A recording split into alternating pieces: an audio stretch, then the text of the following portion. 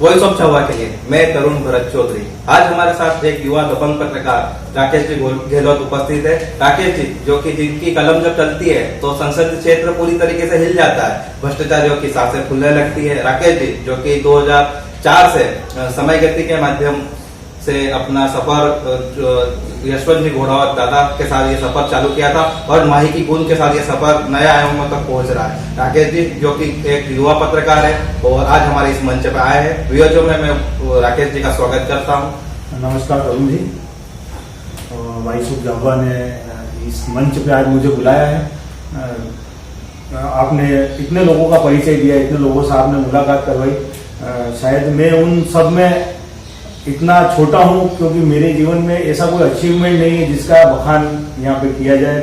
जो पहले लोग आए हैं उन्होंने अपने जीवन काल में अच्छे अचीवमेंट, अपनी काफी ऊंचाइयां छुई है और आपने ऐसे एक व्यक्ति को बुलाया है जिसके जीवन में पत्रकारिता के अलावा कोई ऐसा अचीवमेंट नहीं है जो उसने प्राप्त किया। उसके लिए मैं आपको धन्यवाद देता हूँ, वॉइस ऑफ छावा की टीम को धन्यवाद देता हूँ कि आज इस मौके पे मुझे अपनी बात रखने के लिए मौका दिया। राकेश जी, जो कि पत्रकारिता इनके जीवन में एक बड़ा माध्यम रहा है सेवा का। ये अपने पत्रकारिता के माध्यम से बहुत ईमानदारी से अपनी सेवाएं दी और पूरे संसदीय क्षेत्र को हिला के रख दिया है। जैसा कि आप माही की गूंज में देखते हो कि हमेशा अपनी बेबाक लिखावट से ये सबको अपने जादू में मोह लेते हैं और ईमानदारी के साथ सारी खबरें अपने माही की गूंज पेपर में लगाते हैं। राकेश जी, आज का जो शो है उसमें मैं जानना चाहता हूँ कि मध्यम वर्ग में आपकी भूमिका और आपकी राय दर्शकों तक पहुंचे। हुआ ये है कि आपके जो आयोजन में, इस जो प्रोग्राम में जितने भी लोग आए हैं, ज्यादातर लोगों ने जिस शैली में उस मध्यम वर्गी को रखा है, मेरा मानना है कि उन्होंने हर पहलू को लगभग छू लिया है। मेरी ओर से बात रखने की कोई जगह बची नहीं। फिर भी एक चीज जरूर है, मैं अपनी ओर से बताना चाहता हूँ और उसके लिए जरूर हम लोग को 2 साल पीछे जाना पड़ेगा। 2 साल पीछे जाना पड़ेगा, वो इसलिए कि आज जो मध्यम वर्ग की बात आप बताएं क्यों निकली। सबसे पहले तो आप ये बताएं कि आज ये मध्यम वर्ग की बात निकली क्यों। ये मध्यम वर्ग की बात सरकार की योजना को देखते हुए निकली। मध्यम वर्ग अपना स्वाभिमान के तहत कहीं न कहीं दब कर रह जाता है। उसके पास न योजना पहुंच पाती है, न किसी के सामने वो पहुंच पाता है अपनी मदद के लिए और न सरकार तक अपनी बात पहुंचा रहा है। इसलिए ये हमारी चैनल के माध्यम से ने मुहिम चलाई है, ये बात मध्यम वर्ग की निकले आज और जनता तक ये बात पहुंचे। मध्यम वर्गीय आज से नहीं, शुरू से, जब से ये मंच जब से कहा गया है कि मध्यम वर्गीय समाज होता है, तब से पिसता आ रहा है। और ये बात इसलिए निकली है कि आज ये कोरोना काल में एक संकट खड़ा हुआ है ऐसे लोगों के लिए, ऐसे मध्यम वर्गीय लोगों के लिए कि जो अपना गुजारा तक कर पाना मुश्किल कर पा रहे हैं और एक ऐसी उनकी छवि बनी हुई है कि एक मांगना, मदद लेना, ये उनकी स्वाभिमान में नहीं आता है। लेकिन फिर भी मैं ये मानता हूं कि अगर ये कोरोना संकट 56 दिन के बजाय 70 दिन भी चलता है तो आज का जो मध्यम वर्गीय परिवार है वो इसको झेल लेगा। इतना उसने कर रखा है, इतने उससे मिलने वाले लोग हैं, इतने उसके परिवार के लोग हैं कि वो किसी भी स्थिति में बिना मांगे वो अपना ये लॉकडाउन का समय है, ये जो कोरोना का काल है वो निकाल लेगा। लेकिन मेरा ये मानना है कि मध्यम वर्गीय ये इन 70 दिनों की क्यों बात है। मध्यम वर्गीय के लिए अगर हम चले तो हमको आज से 2 या 3 साल पीछे जाना पड़ेगा, जब नोटबंदी आई थी। वहां से हमको चलना पड़ेगा और ये जो 70 दिन है इसका जो परिणाम है, जो आगे भविष्य में भुगतना है हमको, उस पर हमको जाना पड़ेगा। क्योंकि जो बात हो रही है वो इस पे हो रही है, ये जो परेशानी खड़ी हुई है इसमें मध्यम वर्ग नहीं भुगत पा रहा। एक समय आया था जब मध्यम वर्ग अपनी पूंजी केस घर पे इकट्ठी करता था, क्योंकि वो चाहता नहीं था कि यार मैं शो करूं लोगों को, शासन को, प्रशासन को, सरकार को ये पता करूं कि मेरे पास मैंने मेरी मेहनत से कुछ पैसा इकट्ठा किया। लेकिन नोटबंदी आई, नोटबंदी में उसकी जितनी भी पूंजी थी वो कैसे भी करके उसकी निकल गई। और ये आपको बात मानना पड़ेगी कि अगर किसी के पास 5 लाख रुपए भी था तो उसकी जो जमावट थी पैसे की कागज पे, टैक्स नहीं भरना और जो बचाव करता था, तो 5 लाख रुपए उसके टूट के बाजार में गए। 50 आपको दिए, 1 लाख रुपए आपको दिए और वो लंबे समय में थोड़े बहुत बाकी भी रहे और नहीं भी आए, रुक भी गए, वो आए जैसे तैसे आए, उससे अभी उभरा भी नहीं था। जीएसटी आ गया। जीएसटी इतना कॉम्प्लिकेटेड है व्यापारी के लिए कि उसको उसकी भरपाई कर पाना या उसके जो नियम कानून से चल पाना, वो उसके लिए मुश्किल है। और इसके बाद फिर ये आ गया कोरोना संकट।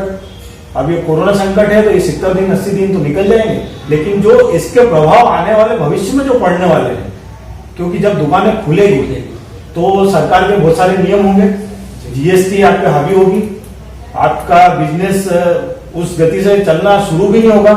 और मेरा ये मानना है कि मध्यम वर्ग में ना तो कर्मचारी आता है, क्योंकि कर्मचारी ने क्या है कि उसको एक फिक्स रेशो में पैसा मिलता है, वो हमेशा से मध्यम वर्ग ही है, और उसने उस जो पैसा मिलता है उसमें उसका जीवन सेट कर रखा है, तो उसको कोई प्रभाव नहीं पड़ा। आज भी उसको वही पैसा मिल रहा है, वो उसी में सेटअप है।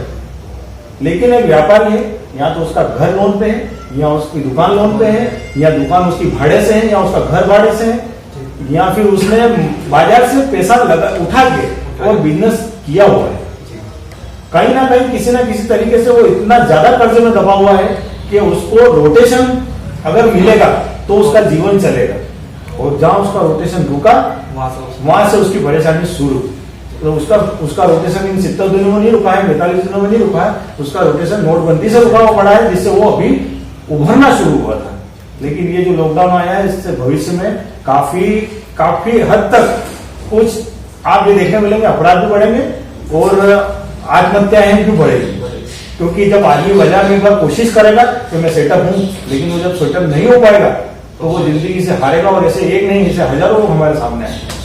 जैसा कि राकेश जी ने हमारे व्यापारी वर्ग के बारे में बताया, उसके सामने कितनी सारी समस्या आ रही है, लोन की समस्या है, दुकान की समस्या है, किराए की समस्या है। राकेश जी, आप पत्रकार हैं, तो जैसे कि सरकार ने कोरोना वॉरियर्स का तमगा तो पत्रकार को दे दिया है, पर वो कितना पत्रकार को कोरोना वॉरियर्स मानती है, इस बारे में भी आपकी राय रखें।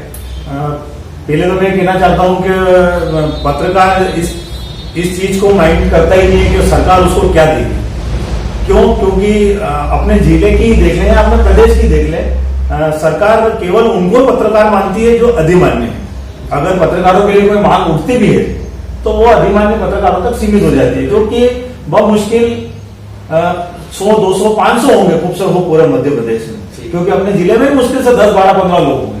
और पूरी पत्रकारों की बात की जाए तो अकेले 500 पत्रकार अपने जिले में, तो वो कभी सरकार से ऐसी मंशा रखते ही नहीं है। और निस्वार्थ भाव से, जहाँ कोरोना का संकट, जहाँ लोगों को घर से निकलने की मनाही थी, मैंने खुद ने अपील की थी कि यार पत्रकार मतलब इस कोरोना संकट में घर से बाहर ना निकले, कम निकले, अपने दोस्तों की मदद से समाचार बनाए। कुछ लोग आधे दिन वो जाए, आधे समय वो रहे, लेकिन लोग पत्रकारिता का एक ऐसा जुनून रहता है, ऐसा जज्बा रहता है कि वो आदमी अपनी जान पे खेल के और जाता है, और उसके पीछे उसकी ये मंशा नहीं रहती कि शासन उनको कोई मदद करे। लेकिन मेरा ये मानना है, सरकार से मेरा भी ये कहना है कि ऐसे लोगों को जिला स्तर पे चयनित किया जाए, पत्रकारों की सूची जिला स्तर पर तैयार की जाए, और ऐसे गंभीर संकट के समय में, क्योंकि केवल आप ये देखें कि पत्रकार का अगर रोजगार देखें उसके पीछे तो ठीक है, लेकिन जिनका रोजगार केवल पत्रकारिता ही था, जो उससे ही चलते थे, उसके पीछे आज वो खुद भूखा है, उसका परिवार भी हो सकता है भूखा हो, और इसके बाद भी वो लोग ये बोल नहीं रहे कि हमको कुछ चाहिए आपसे, या हमको कोरोना वायरस की पदवी दी जाए, या हमको कोई शासन की तरफ से लाभ दिया जाए, या इतने बीमे जो स्वास्थ्य विभाग को, पुलिस विभाग को दिए जा रहे हैं, सफाई कर्मी को दिए जा रहे हैं, तो पत्रकारों को भी एक छोटा सा बीमा प्रोवाइड किया जाए। ऐसी कोई मांग पत्रकारों ने लिखित में, मौखिक में, या किसी भी जनप्रतिनिधि ने यहाँ से नहीं की। जैसा कि राकेश जी ने हमें पत्रकार की दुर्भाग्यता की कहानी सुनाई है, और उससे मैं सहमत भी हूँ कहीं ना कहीं। राकेश जी, वर्तमान में झाबुआ जिले में 2 केस कोरोना पॉजिटिव आ चुके हैं। इसमें जो पत्रकारों के माध्यम से समय समय पर बात उठाई गई थी, उसके बाद भी प्रशासन ने अनदेखा करा, तो प्रशासन इस चीज को लेकर कितना सक्रिय है, आज अपनी भूमिका निभा रहा है? देखिए, प्रशासन अपनी जगह पे काफी मुस्तैद है, लेकिन जो शासन की योजनाएं हैं, जो शासन का कहना है कि सोशल डिस्टेंस या मास्क या जो जरूरी चीजें हैं, कोरोना से प्राथमिक उपचार जिसको कह सकते हैं अपन, फर्स्ट एड, जब अस्पताल में आप गंभीर रूप में जाते हैं किसी करीबी अस्पताल में, तो वो आपको पट्टी करेगा, वो आपको इस लायक बनाएगा, आपको गैस ऑक्सीजन लगाएगा, आपको इस लायक बनाएगा कि आप बड़े हॉस्पिटल तक पहुंच जाए। तो ये फर्स्ट एड है यहाँ पे कि आपको सोशल डिस्टेंस रखना है, मास्क पहनना है, तो वो सारी चीज लोग करने के लिए तैयार है, कोई दिक्कत भी नहीं है। लेकिन आड़े आ जाती है शासन की योजनाएं, शासन की योजनाएं खातों में पैसे डालने की, ऐसे लोगों की जिनकी कहते हैं अपन के उनका रोजगार नहीं है, जो गरीब है, ऐसा वर्ग जिनके खातों में पैसे डाले गए हैं। और एक योजना के माध्यम से नहीं, कई योजनाओं के माध्यम से, अलग अलग योजनाओं के माध्यम से, वो फिर 500 रुपए हो मोदी जी की ओर से, या फिर वो कर्म कांड के 1000 रुपए हो, या फिर वो कृषि मित्र की जो 6000 रुपए डलते हैं उसकी किस्त हो, या फिर 2-3 महीने की एक साथ मिलने वाले विकलांग पेंशन हो, विधवा पेंशन हो। मतलब इतना पैसा डाला जा रहा है उनके खातों में अलग अलग तरीके से, और उनके मन में ऐसी भावना पैदा हो चुकी है कि अगर ये पैसा हमने नहीं निकाला तो ये पैसा वापस रिफंड हो जाएगा, चला जाएगा, सरकार ले लेगी। तो उसके कारण भीड़ जो यहाँ पे जुट रही है, और जिस हिसाब से बाजार में भीड़ जुट रही है, आपका और मेरा या किसी का भी सोशल डिस्टेंस में रहना, मास्क पहनना, वो किसी भी रूप में काम नहीं करेगा, क्योंकि किसी ना किसी स्थिति में हम उस व्यक्ति से संपर्क में आएंगे जो कोरोना से अटैच होके हमारे संपर्क में आया है। जैसा कि राकेश जी ने योजनाओं के बारे में कुछ फीडबैक दिया और बताया कि किस तरीके से योजनाओं के कारण कोरोना का खतरा हमारे झाबुआ जिले में बढ़ता ही जा रहा है। राकेश जी, मैं ये प्रशासन तक आपके कुछ संदेश पहुंचाना चाहूंगा कि किस तरीके से आगे वो इस तरीके मतलब इन बातों का ध्यान रखें और हमारे जिले में कोरोना के खतरे को कम करें। प्रशासन तो ठीक है, जनप्रतिनिधियों को भी इस बारे में सोचना चाहिए कि कैसे शासन की, क्योंकि शासन के पास पुलिस व्यवस्था, प्रशासन व्यवस्था इतनी ज्यादा नहीं है कि वो हर व्यक्ति पे एक व्यक्ति लगा सके। उनके पास व्यवस्था कम है, साधन कम है, और उनको सारी चीजें चलानी है, लोगों तक अपनी मदद भी पहुंचानी है और लोगों से सारी चीजों का पालन भी करवाना है। एक तरफ आप देखो, जनप्रतिनिधि भी किसी भी रूप में इस चीज का कोई पालन कर नहीं रहे। जो लोग चुन के सेवा करने के लिए आए हैं, जिनके पास आज मौका है, वो चाहे तो 5-5 के उसमें बेच में बैंकों के बाहर, कियोस्क के बाहर खड़ी भीड़ को अलग करके उनको सोशल डिस्टेंस में रख के, और अगर ये व्यवस्था करवा सकते हैं क्या, तो मैं ज्यादा उनकी सेवा को सम्मान करूंगा, ना कि वो उनके नेता का या वो उनके नेता आके भीड़ करे उनसे ज्यादा। आप मैसेज क्या दे रहे हो पब्लिक को? आप मैसेज गलत दे रहे हो पब्लिक को, आप खुद भीड़ कर रहे हो। आपका प्रशासन, आपकी सरकार भीड़ लगवा रही है, और उसको हटाने के लिए ना तो आपका प्रशासन ना आपकी तरफ से कोई प्रयास किया जा रहा है। तो मेरा प्रशासन से ये कहना है कि जो बैंकों के आगे, कियोस्क के आगे, जो सोसाइटियों के आगे भीड़ लगी हुई है, उसको व्यवस्थित करने के लिए आज भी समय है, क्योंकि पहले हमारे यहाँ कोरोना का कोई मामला था नहीं, अब कोरोना के मामले आ चुके हैं, और हमने देखा है कि जिस भी जिले में कोरोना ने प्रवेश किया है वो 1 या 2 पे कभी सिमटा नहीं।